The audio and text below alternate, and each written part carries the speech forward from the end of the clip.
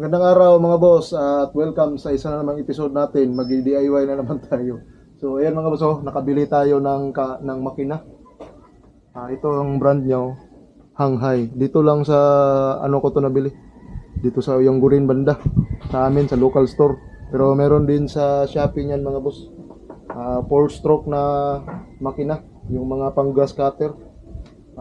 Mayroon akong link diyan sa product. Tingnan nyo na lang kung interested kayong bumili ng ganito.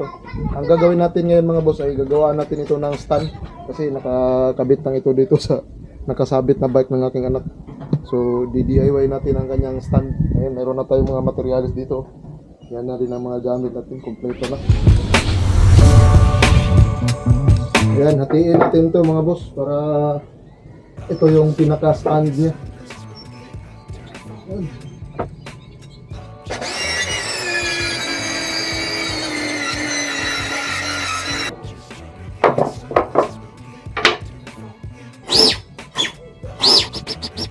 So ito yung pinaka poste.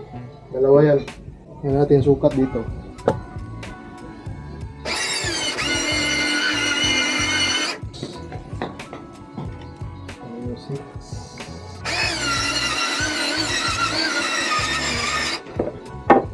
Yan mga boss, nakabukaka na siya konti. Tapos susukatan natin to. Screw na natin to. Ito yung gagamitin nating mga screw mga boss.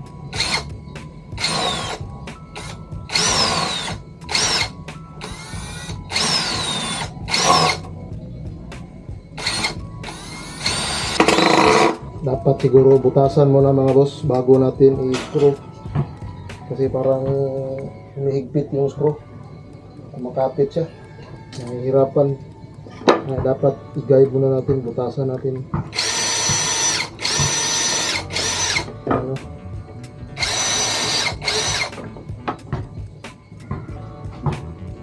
Yan na yung ating pinaka-stand. Tapos lalagyan lang natin siya ng paa dito. Ito, hatiin lang natin to. Ito na yung paa niya.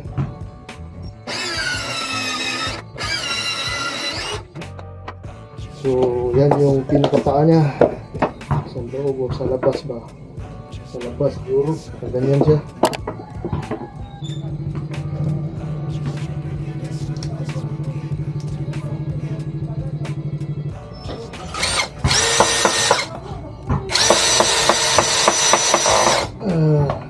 Pwede na yan stand, pero lagyan natin yan ng ano dito sa gitna. Baka bumukaka yan pagka nilagay natin yung makina dito.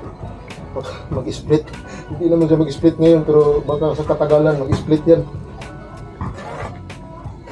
Yan.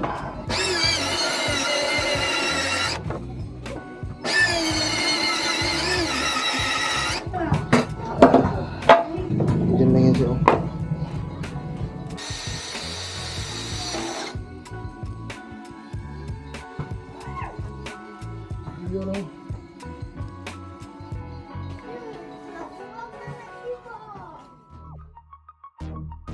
So, yan yung stand.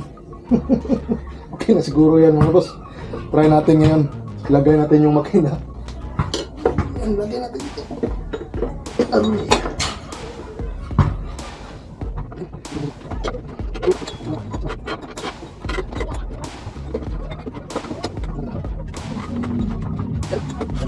Tama lang talaga yung paggagawa natin.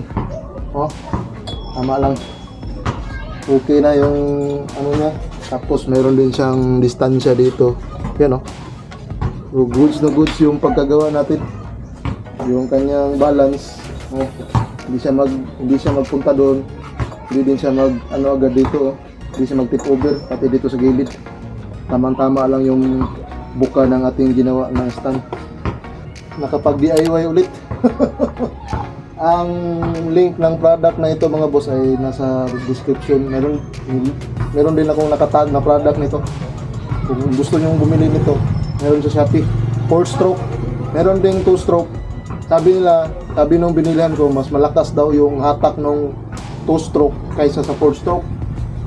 Pero maingay masyado yung 2-stroke mga boss. Kung naririnig nyo yung grass cutter, yung mower, yun, maingay yun. Pero ito, hindi ito maingay masyado. Tingnan natin kung mapandar natin ha.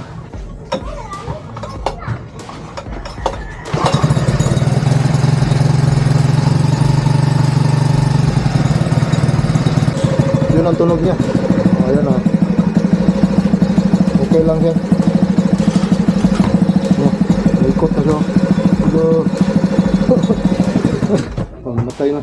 So hanggang dyan ang ating video dito mga boss sa ating paggawa ng ating stand ng ating outboard engine. Sa susunod nating mga DIY na video, i-mount na natin to sa ating kayak mga boss at palilipa rin natin ang ating kayak. Hanggang dyan mga boss, paki-like, paki-share. Sa mga hindi pa nakasubscribe, please subscribe po at sana'y makarami pa tayo ng mga video na kagaya nito, DIY. Hanggang sa muli, shout out John Carlo Mangunon. Salamat sa support mo sir, nandyan ka pa rin.